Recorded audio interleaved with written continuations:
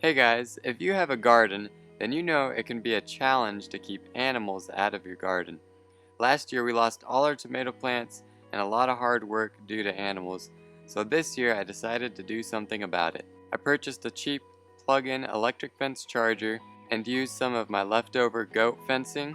I also used those cheap electric fence stakes that I no longer use for goats.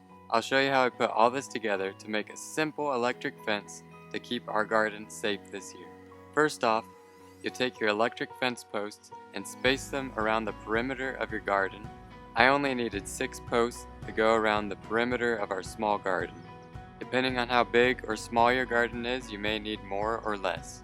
Once the posts were up, I started going around the perimeter of the garden with the electric fence wire, attaching it to the lowest attachment point on the posts. Once I completed one round, I moved up about 6 inches on the electric fence posts with the same continuous wire, and I repeated this 4 times so that I ended up with 4 electric strands. Our garden is close to an electric outlet, so I didn't have to go very far with the wire in order to hook up the electric fence charger. If you don't have access to an electric outlet, you can also use a solar electric fence charger. I will link in the description a video of one that you can make yourself. Setting up an electric fence charger is a pretty simple process. On the charger you'll see 2 knobs. One knob, usually green or black, is the grounding knob, and this one is connected with a wire to a grounding rod. The red knob is the spark lead, and it's connected directly to the electric fence. Some electric fence chargers are weatherproof.